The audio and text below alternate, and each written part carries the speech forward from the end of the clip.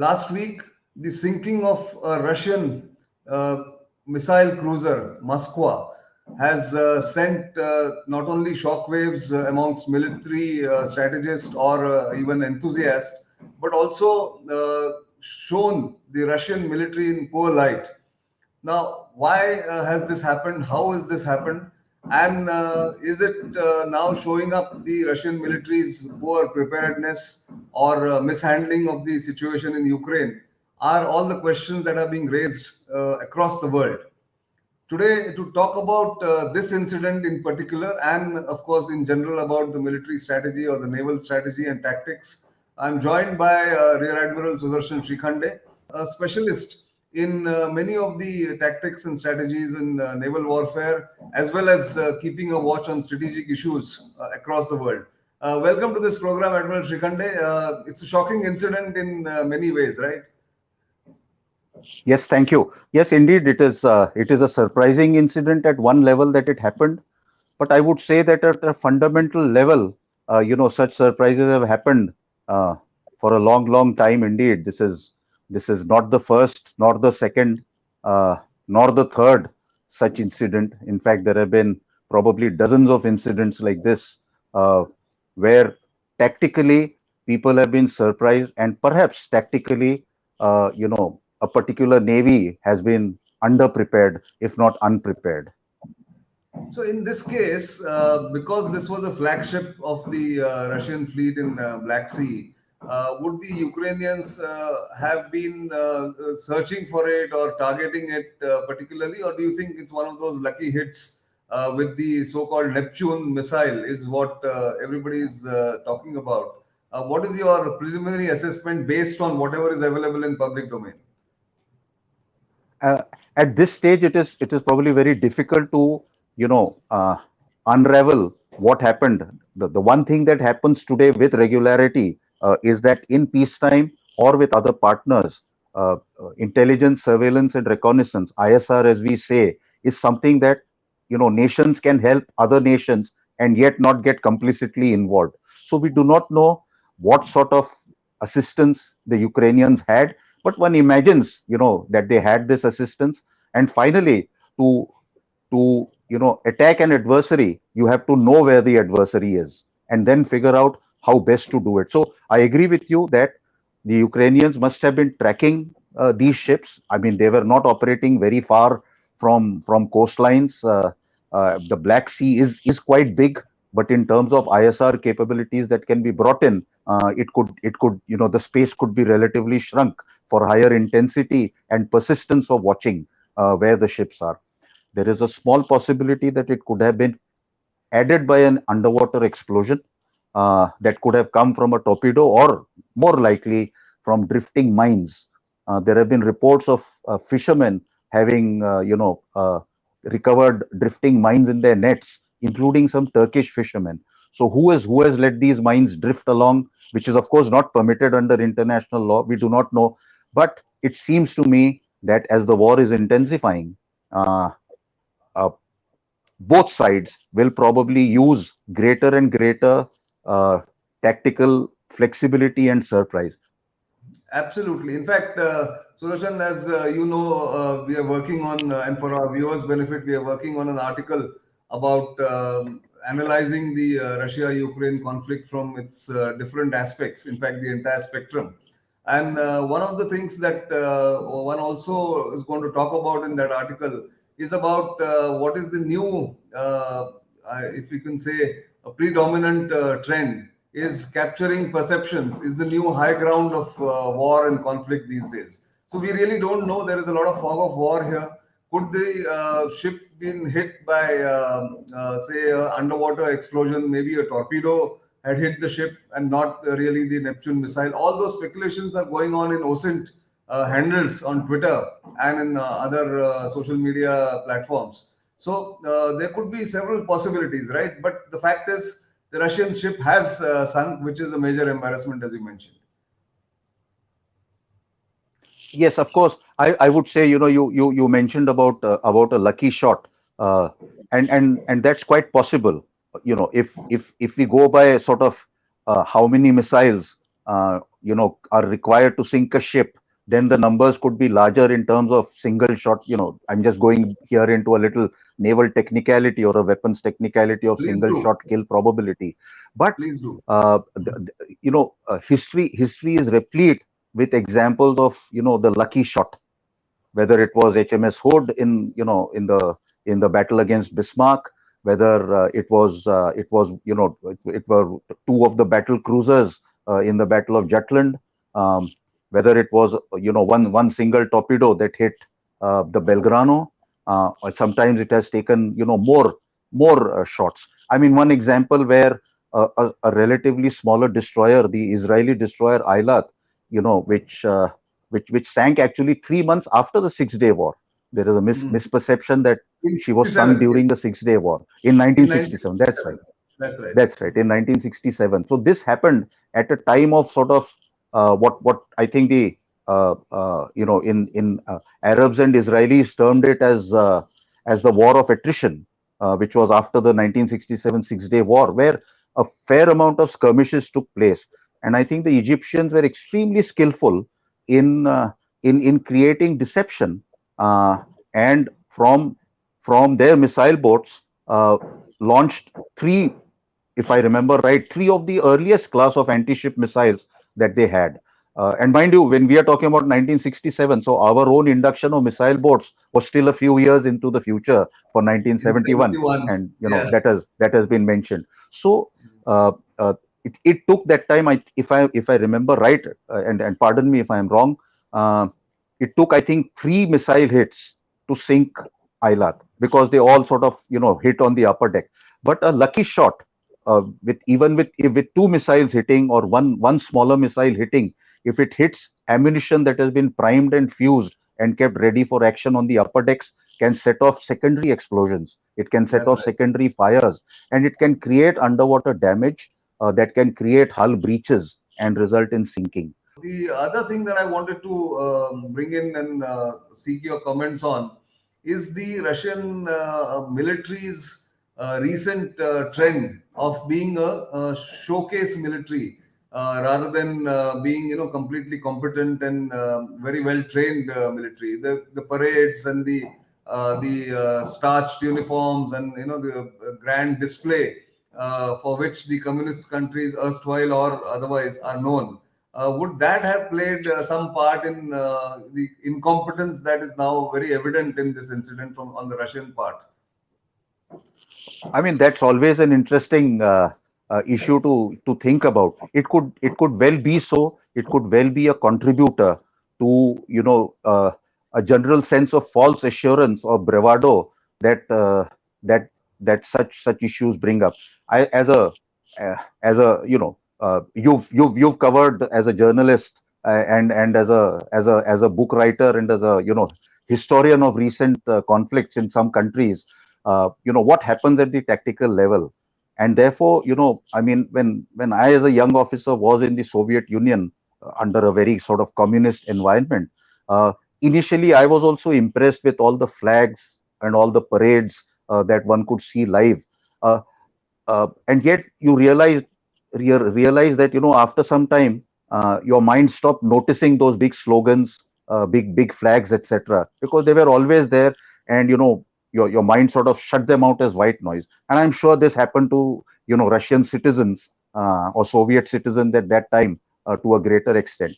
But so there is this danger, I would say, of putting it somewhere, that when symbolism overwhelms or trumps substance, uh, it is a problem. And I feel that especially in the last 10 years, uh, as a sort of detached anecdotal observer, of film clips of their parades, the increasingly complex band concerts, and commemorative events that have increased over time. uh, the drill has become more complex. The parades have become larger. Not only that, parades have been held in various cities, and various events are being commemorated.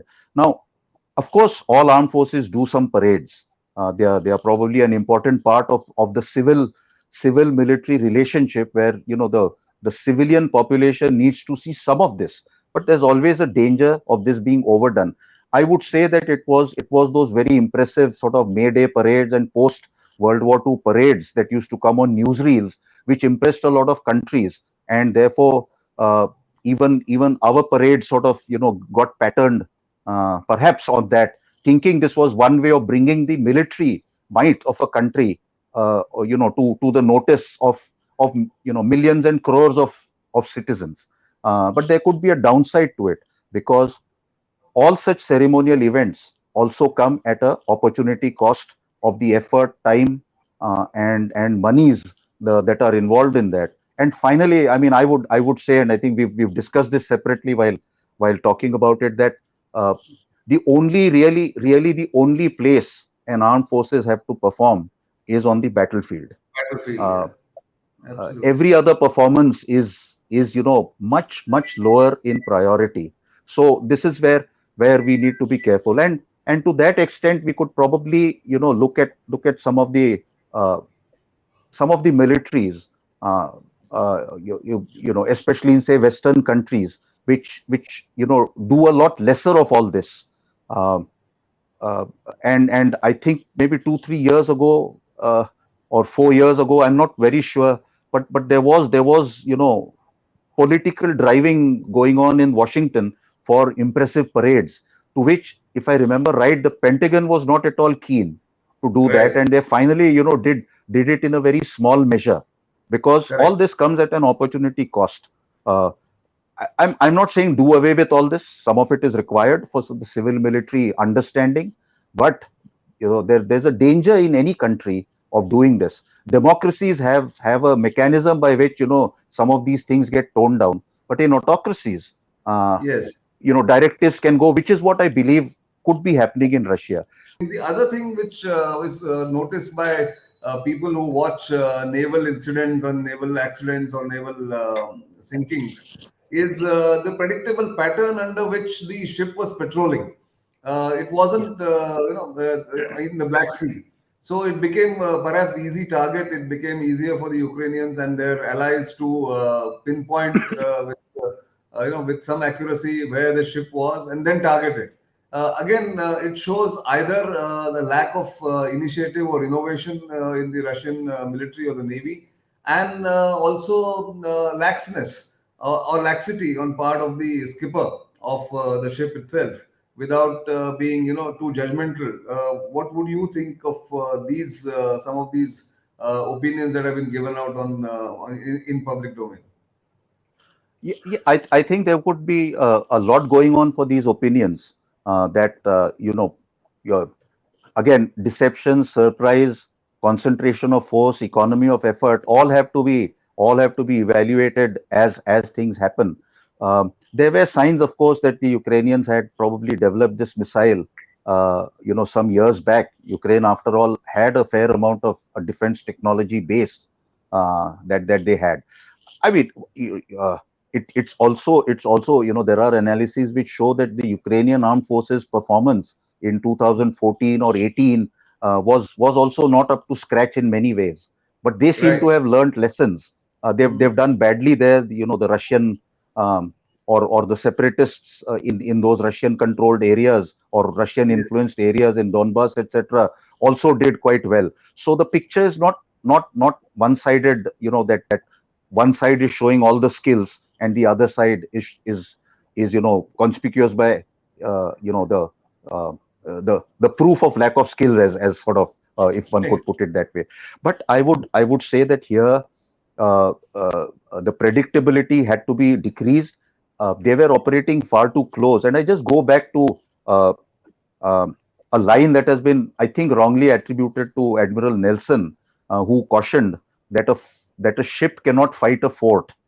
Uh, Now, in 200 years ago, it was true, because The range. castles had Hmm. had much bigger guns than had ships, and ships' guns could not be elevated to Right. attack, especially guns that were fitted on castles, which were fitted on higher ground, perhaps Right. forts, etc., on a hill. Correct. So, but nonetheless, what has happened in naval warfare are, I would say, two major trends. One is that uh, there is a persistence of knowing where your adversary is likely to be. This clarity is not 100%, but it is far better than we can imagine, and it can be supplemented through space-based surveillance, through greater cyber operations, through greater electronic means, and of course through surveillance by maritime patrol aircraft, by drones, by high altitude drones, by the smaller drones, like the Turkish drones that Ukraine seems to be using. So there are a whole lot of uh, options Vectors. available for greater battlefield transparency. There That's will be gaps in that transparency that can be exploited, but you can never be sure whether you are being watched or you are in a gap during that watch. So if you are operating in a small area going up and down, uh, you will sooner or later, the probability that you will be hit will keep increasing with time. And I your think the footprints Russians are could much have. more, yeah, your footprints are much more visible and That's right. That's unpredictable to map, Yes, really. yes.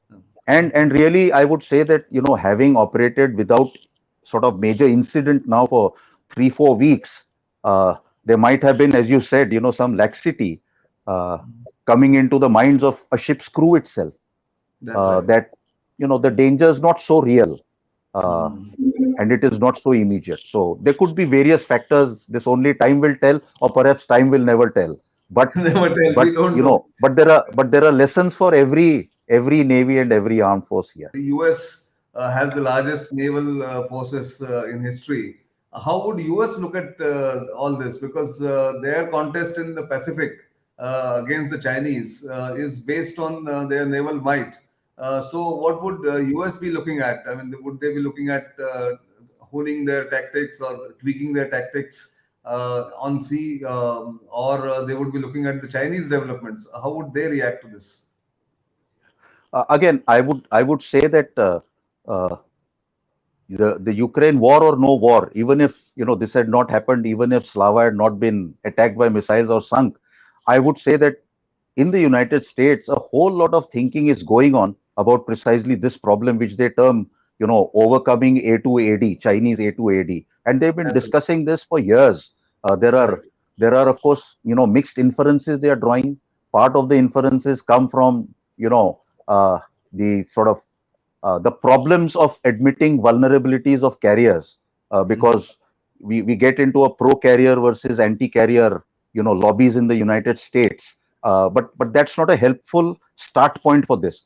And I would say that much of the American discourse now, in fact now, for I would say for the past 3 or 4 years, has analyzed this as a very real threat, something that cannot be wished away because you love something about this, or that you cannot any longer afford to say no, carriers are not vulnerable, carriers are it, or something like that. Or it does not even mean that everything has to be replaced by submarines, but you have to create diverse capabilities and figure out. I mean, the challenges really are, how do you use the hardware you have better and better in the challenges that are coming up tomorrow and day after. You cannot wish your hardware away. You cannot create newer type of hardware overnight, and that's a challenge for even a larger navy, as you said. The US as US Navy as the largest navy, but they are also looking at multi-dimensional warfare, where the Marines, Army, Space, and Cyber come together. And I think in this case, they are probably taking a leaf from the entire A2AD, which is multi-dimensional, as far as the Chinese have built. And I would say that the Chinese are uh, far advanced on the multi-dimensional operations. The Chinese would also, I think, one of the more important lessons, that could be that all armed forces, not only that, political leadership should be thinking of, is how to create an environment where armed forces are under pressure to perform potentially in the conflict that is about to come or may come, and it can come with a suddenness. How do Absolutely. we prepare for that? And for that, I think they need the tools, they need the you know they need the authority to do what they need to do without pressures of distraction that can be created from outside the armed forces system. uh, and for even for political leadership of any country, whether democratic or authoritarian, uh, losing in a conflict is politically, quite disadvantageous. In all this, I Imprudent. think finally I would like to just say that armed forces should never lose sight of the political objectives, but that also means that the political leadership should be able to formulate and convey the political objectives for which militaries have to perform at the strategic, operational, and tactical levels of warfare. Only then can something positive from that country's point of view. I'm not making a moral judgment on this. Uh, True. but positive, politically positive from that country's point of view, which might be disadvantageous or quite a tragedy for the loser. Absolutely. No, but so that means, the prerequisite for all this between political leaders and military leaders is a clarity of communication and a very honest dialogue about what needs to be achieved. In India, we have been again going through the debate that you mentioned about carrier or no carrier. And the late General Bipin Rawat was known as somebody who was a skeptic about obtaining or procuring a third aircraft carrier for Indian Navy. This should reignite again that debate, I suppose, which was put on the back burner. We are not sitting on judgment here, but there will be a lot of, I'm sure, analysis done in the Indian Naval Headquarters and navies around the world. So, your final thoughts on that before we close? Yeah. Uh, I would say that we all have to learn lessons. Again, we don't need the Slava incident to point out what has been discussed for a long time.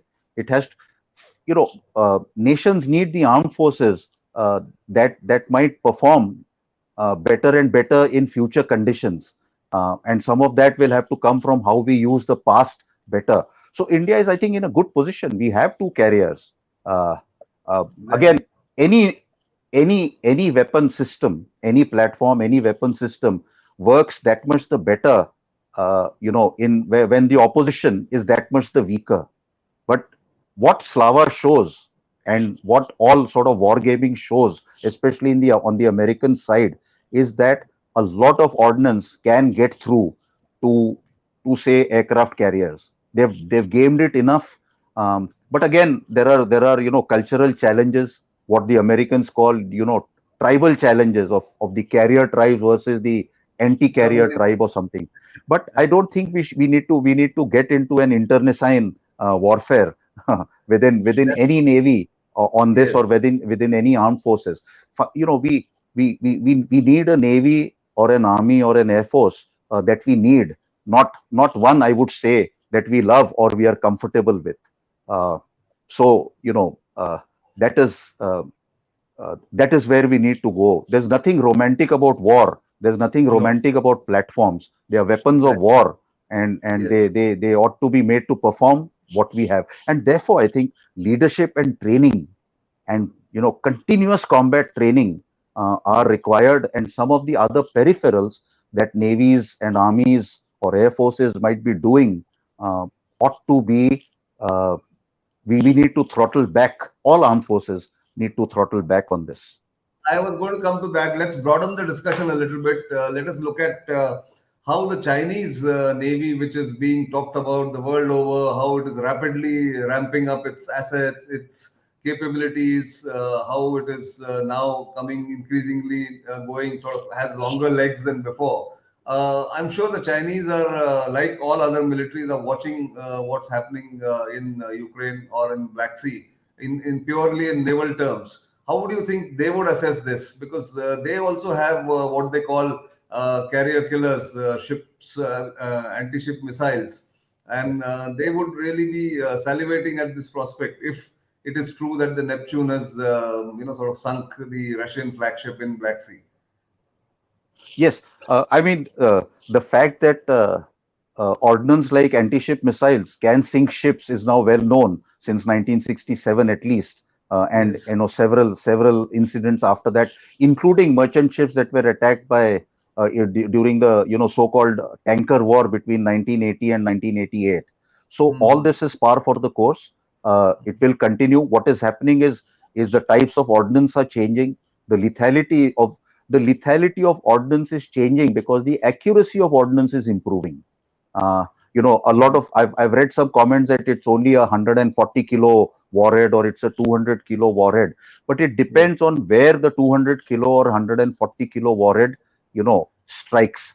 So it's just like a 5.56 bullet can do similar damage that a 7.62 caliber bullet can also Exactly. do, depending on where one or the other hits. So Yes. it's not a linear aspect like that. So certainly precision, lethality, speed, and accuracy are increasing in weapons. And you mentioned, the so-called carrier killers, which is actually a range of a more accurate ordnance that the Chinese are building, and other countries are also embarking on that. So it is to call it a carrier killer, of course, is a more catchy term, but it could equally strike larger ships of 8,000, 10,000 tons, or amphibious assault ships, or large merchant ships. uh, Yes. uh, the missile warhead doesn't really care, uh, so long as it homes on. So there is this danger now, or there is a greater need to develop greater defensive capabilities, greater tactical uh, uh, Agility. measures, which agility of the mind actually. So it would go back to what I sort of, one of my favorites is what John Boyd said, that what matters is people, ideas, and things. So people and he said also that in that order. So things are the hardware we have, the hardware we will develop, but people and ideas, how we measure them, like you were mentioning, did they fall short tactically? So tactically you can fall short because of hardware, you can fall short about because of people whose training may not be up to scratch, and ideas that help all put all these things together. So Sure. I would say that specifically in the case of China would be learning those lessons, as should everybody else. Very well put. I think as a final thought, let me end this conversation on this note. We don't know enough to analyze the incident of sinking of the Russian ship so far. I'm sure there will be occasion in the future, not too distant a future, on analyzing this. But certain early lessons from this incident, in terms of tactics, in terms of the weapons platforms, and the effectiveness, or even the luck one armed force or the other armed forces or the others need, whichever military is in combat. Thank you very much for your thoughts, Admiral Srikhande. We will come back to you when we have an occasion, but this is precious, and I'm sure our viewers will really benefit from your insights on naval tactics and naval strategies, and your thoughts on what may have gone wrong or what may have happened in the Black Sea. For the moment, it's thank you very much for joining us. Thank you very much. As always, a pleasure. Thank you, Nitin. Thank you. So, viewers, as we always promise you, this is something that we specialize in. We try and bring you a different perspective each time. Do keep spreading the word for subscription to our YouTube channel. And of course, keep sending feedback and comments. We welcome them. We base our programs on many of these suggestions and comments that come in. But for the moment, it's goodbye from me, Nitin Gokhale.